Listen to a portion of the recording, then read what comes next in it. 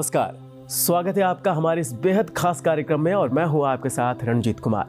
हम इस भाग दौड़ भरी जिंदगी में भाग तो रहे हैं लेकिन अशांत हैं, शांति नहीं है, घर के कलेशों से परेशान हैं और बहुत सारी समस्याएं हैं जिससे हम घिरे हुए हैं। और इनसे निजात पाने का एक ही उपाय है कि सही मार्गदर्शन हमें मिले। और हमारा मार्गदर्शन करने के लिए हमारे बीच उपस्थित हैं आचार्य लोकेश धमीजा जी। आचार्य श्री, आपका बहुत बहुत स्वागत है। नमस्कार। तो आचार्य श्री, आज बहुत सारे ऐसे प्रश्न हैं जिनको हमने लिया है। तो सबसे पहले जो प्रश्न है उसी से शुरुआत करते हैं और ये हैं शुभेंदु बेहरा और ये ओडिशा के बालेश्वर में इनका जन्म है। सबसे पहले इनकी जन्म तिथि बता दूं आपको, 24 अक्टूबर 1988। जन्म का समय रात के 12:05 पर और स्थान है ओडिशा का बालेश्वर।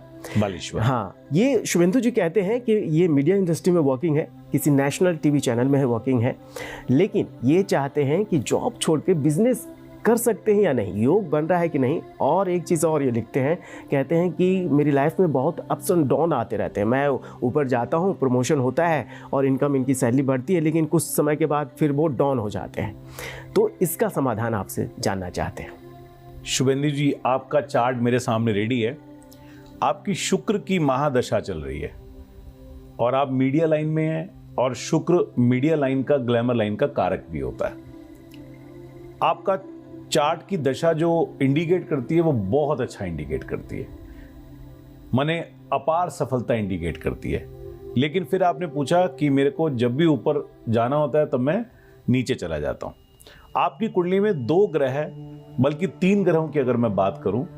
अच्छा, जब मैं ग्रहों की बात करता हूं तो बहुत सारे कुछ क्वेश्चंस के रिप्लाई आते हैं कि हमारा ग्रह तो उच्च का बैठा हुआ है। आपने आचार्य जी बोल दिया मेरा तो ग्रह खराब है, क्योंकि वो लोग सीखते हैं, लर्न करते हैं, कई सारे नए विद्यार्थी कुंडलियों को देखते हैं। आप बिल्कुल अभ्यास कीजिए, जो मैं चार्ट आपको बोलता हूं आप लगा के देखिए और जो मैं चीजें बता रहा हूं उसको आप मैच भी कीजिए।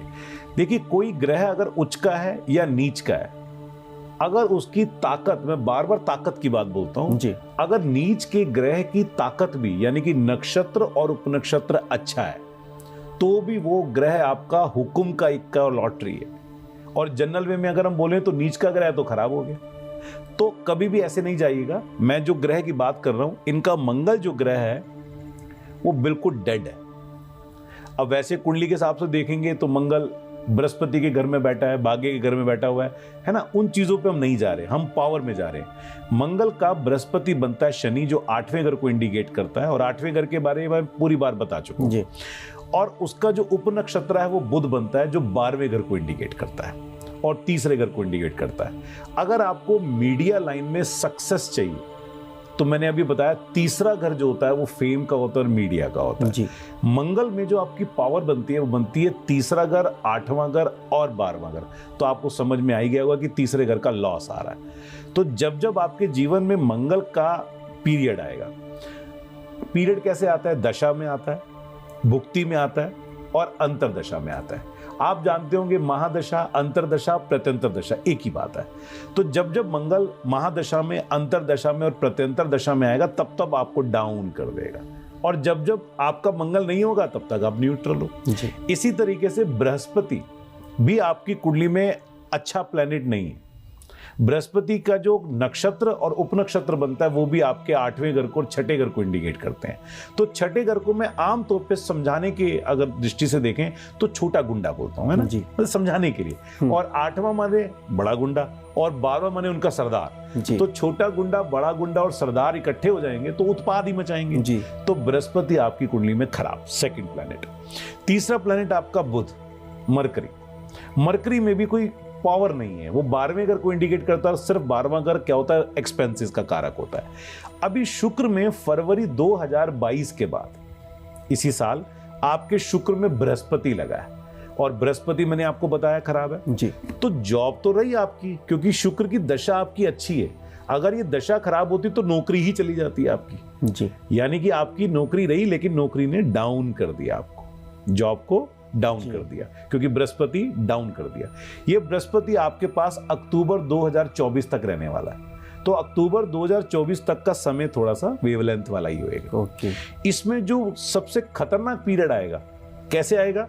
यानी कि अब बृहस्पति और मंगल अगर इकट्ठे हो गए, बताया ना मंगल खराब है, तो जब भी शुक्र में बृहस्पति और मंगल इकट्ठे होंगे तो इस पीरियड में तो नौकरी जा भी सकती है, और अगर कुछ बिजनेस करोगे तो वो चौपट हो जाएगा।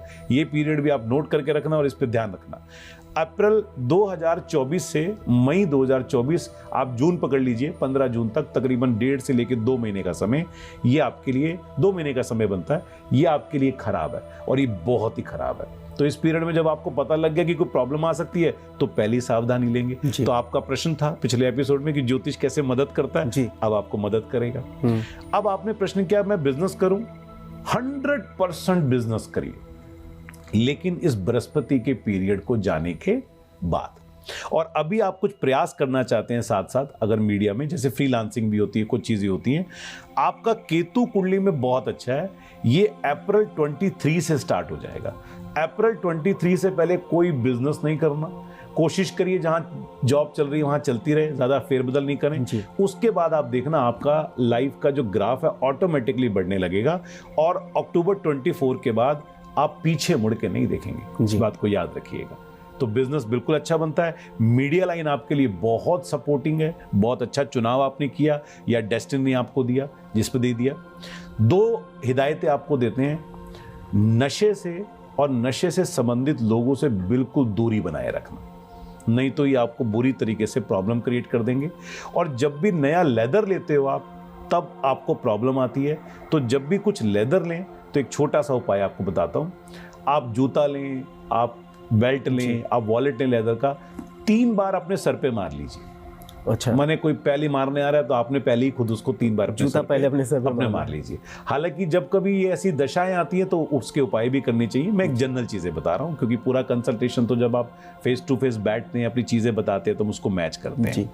अगर आप स्टोन भी धारण करना चाहते हैं तो आपको काफी सारे ज्योतिषी मंगल का स्टोन रिकमेंड करेंगे, और मंगल मैंने आपको बताई दी आपके लिए खतरनाक है, तो मंगल का स्टोन आपको रिकमेंड बिल्कुल भी नहीं है, आपको धारण नहीं करना। आपको पुखराज भी बोलेंगे तो पुखराज भी मैंने आपको बता दिया बृहस्पति खराब है, तो मंगल और बृहस्पति इनकी पावर आपको एनहांस नहीं करनी।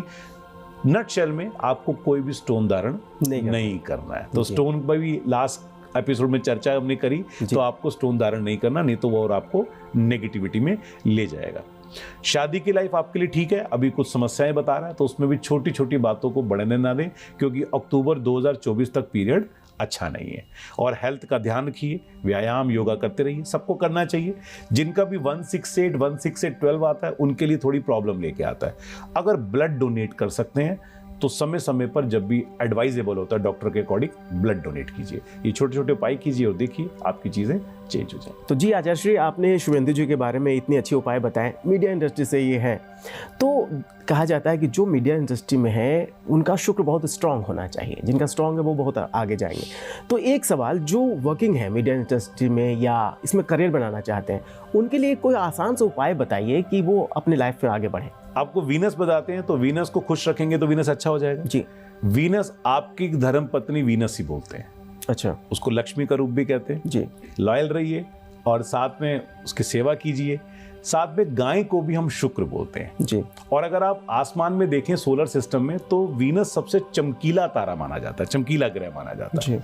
तो आप क्या कीजिए, गौशाला में जाइए, गाय को चारा खिलाइए, अच्छे चटक भटक वाले कपड़े, ब्राइट कपड़े डालिए, अपने आप को मेकओवर कीजिए। ये वीनस को बढ़िया रखने के नॉर्मल उपाय हैं जो हर कोई व्यक्ति कर सकता है जी।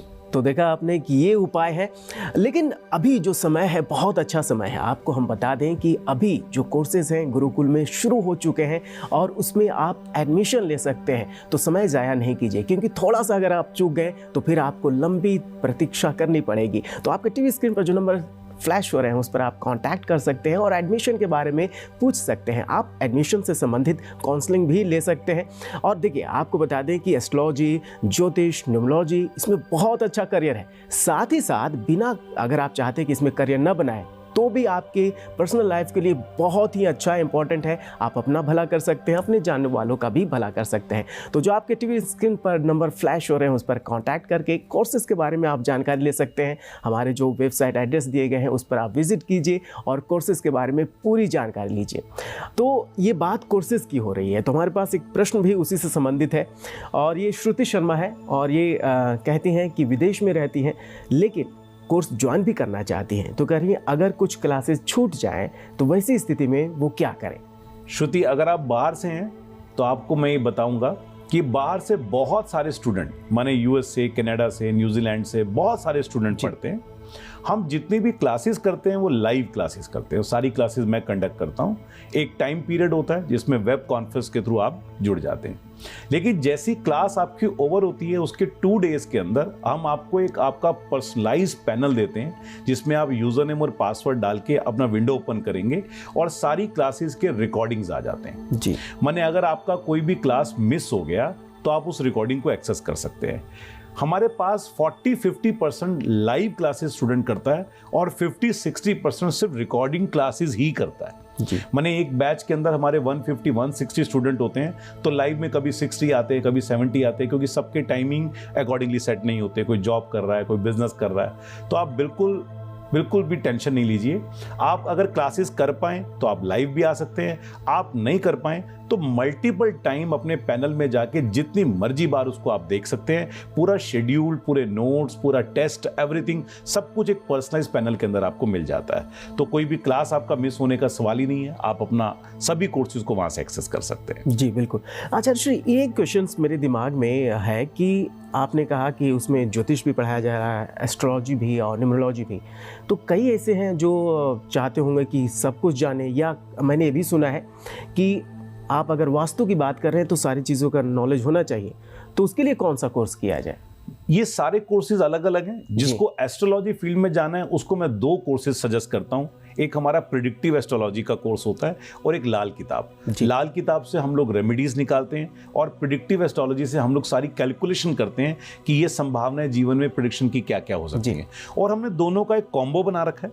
माने यहाँ से प्रॉब्लम को निकालिए और यहाँ से उसको रेमेडीज करके उसका सॉल्यूशन निकाल दीजिए। तो जिनको सिर्फ ज्योतिष फील्ड में रहना है उनके लिए ये 2 कोर्सेज हैं। जिनको न्यूमरोलॉजी में रहना है उनके लिए भी हमारे पास 2 कोर्स है। न्यूमरोलॉजी में एक कोर्स है जो चैल्डियन कोर्स है, कीरो का कोर्स है, जो बहुत जगत में फेमस है। और दूसरा हमारा वैदिक न्यूमरोलॉजी है जो ज्योतिष के आधार पे है। अगर आप न्यूमरोलॉजिस्ट बनना चाहते हैं तो शॉर्ट टर्म में अगर कुछ चीज करना चाहते हैं तो आप न्यूमरोलॉजी ऑप्ट कर सकते हैं। वास्तु जो होता है इसको ज्योतिष के बाद ही करना चाहिए जी। उसका रीजन क्या होता है कि जिसको आपके अंदर एक ट्रस्ट फैक्टर जनरेट हो जाता है, इंटरेस्ट होता है, आपसे कुंडलियां दिखा चुका है, अब वो चाहता है कि मेरे फैक्ट्री का, मेरे घर का वास्तु कीजिए। तो अगर आप वास्तु को ज्योतिष के बाद करेंगे तो आपको नॉलेज भी अच्छा मिलेगा, आप समाधान भी अच्छा कर पाएंगे। इसके अलावा भी बहुत सारे कोर्सेज हैं, जैसे प्रश्न शास्त्र के कोर्सेज हैं, रमल विद्या के कोर्सेज हैं। हमारे यहाँ पर ये सारे डिकोडेड कंटेंट हैं और जिनको लगता है कि मुझे सारी चीजें करनी है और आप सब करेंगे, जब आप इस फील्ड में रहेंगे ना तो आप करेंगे।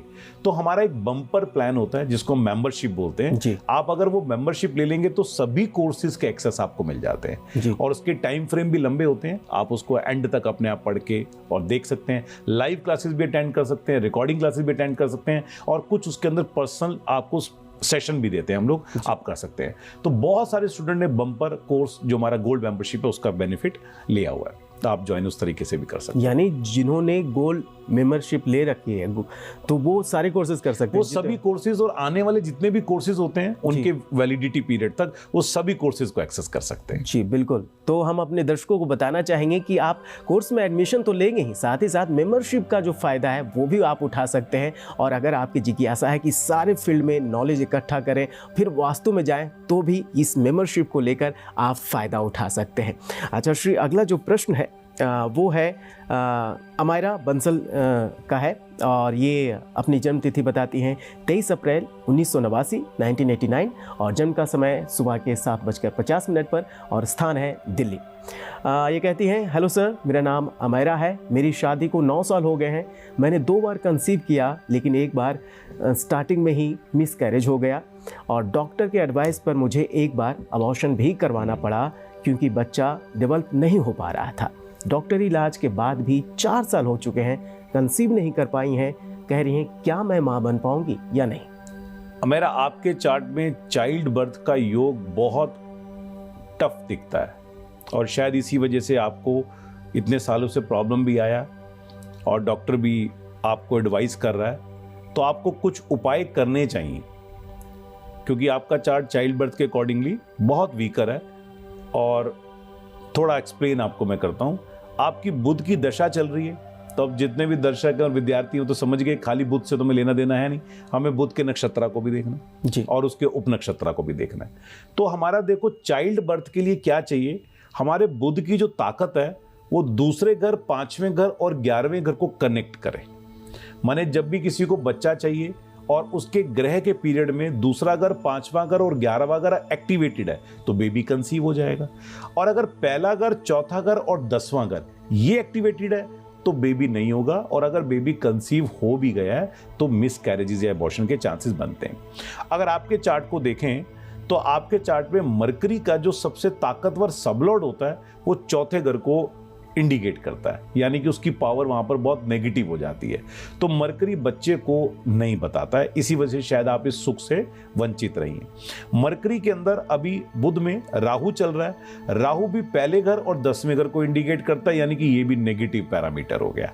और अगर राहु के अंदर की बात करें तो चंद्रमा चल रहा है, तो वो भी पूरा पहले घर को और चौथे घर को इंडिकेट कर रहा है, यानी कि पूरा DBA यानी कि दशा, भुक्ति और अंतरा सपोर्ट ही नहीं कर रहा है। और इसी वजह से आपका कुंडली और आपकी जीवन की जो प्रॉब्लम है वो मैच कर रही है। माने बेबी नहीं हो रहा तो कुंडली भी बता रही है कि बेबी नहीं होगा। देखिए उपाय तो आपको करने पड़ेंगे और डॉक्टरी एडवाइस भी आपको लेनी पड़ेगी। और मुझे लगता है शायद डॉक्टर आपको एडवाइस ये भी करेगी अडॉप्ट या IVF की टेक्निक पे आप जा सकते हैं। तो उसको करने के लिए भी ज्योतिषीय मार्गदर्शन आप ले सकते हैं, क्योंकि वो भी आपको कहीं ना कहीं बेनिफिट दे सकता है। नेचुरल तरीके से प्रोसेस में अगर मैं रेटिंग करूं तो 100 में से 30 नंबर बनते हैं, तो 70 नंबर आपके कम हो जाते हैं, तो बच्चा होने के चांसेस वीकर चार्ट है। आपकी कुंडली में ना सूर्य, बुध और शुक्र ये तीनों एक साथ 12वें घर में है। हमने पुराने के एक एपिसोड में सूर्य, बुध, शुक्र के बारे में काफी डिटेल में चर्चा करी है, जो सारे वीडियोस यूट्यूब में अवेलेबल भी हैं, आप वहां से एक्सेस भी कर सकते हैं। जिनकी भी कुंडली में सूर्य, बुध और शुक्र ये तीनों इकट्ठे होते हैं, उनकी या तो मैरिड लाइफ में प्रॉब्लम होती है। तो कई बार क्या होता है कि हस्बैंड और वाइफ में कोई दिक्कत ही नहीं जी। दोनों में बहुत अच्छी अंडरस्टैंडिंग है, तो उनकी जीवन के अंदर प्रॉब्लम बच्चा बन जाता है। माने अब आपकी शादी हुई और अगर बेबी नहीं हो रहा तो भी आपकी लाइफ के अंदर कठिनाई आ जाएगी, समस्याएं आ जाएंगी। तो सूर्य, बुध, शुक्र युति का एक छोटा सा उपाय होता है, एक पूजा होती है, इसको किसी भी विधिवत अच्छे ज्योतिष से मिलके आप जरूर करवाइए। आपकी कुंडली के अंदर जुपिटर वीकर मोड में है। वीकर मोड का मतलब अगर हम देखें तो बृहस्पति पहले घर में है, तो पहले घर में बृहस्पति बहुत अच्छा माना जाता है, लेकिन शनि 8वें घर में है तो उसको टकराव दे रहा है, यानी कि बृहस्पति और शनि टक्कर खा रहे हैं और बृहस्पति ही बच्चा देने का कारक बनता है। तो बृहस्पति के कुछ उपाय करने होंगे, सूर्य, बुध, शुक्र जो मैंने युति बनाई इसके कुछ उपाय करने होंगे और आपकी दशा, भुक्ति, अंतरा के भी कुछ ट्रीटमेंट करने होंगे। चार्ट बच्चे थोड़ा वीकर है आपका।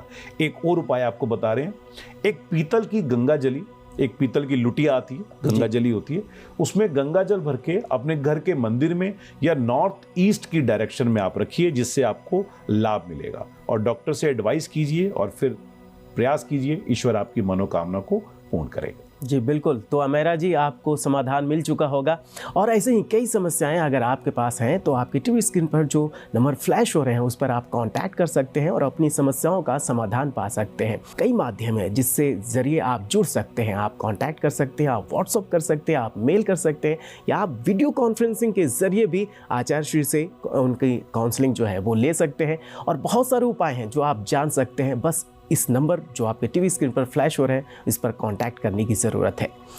तो आचार्य श्री हमसे जुड़ने के लिए आपका बहुत बहुत धन्यवाद। नमस्कार। नमस्कार।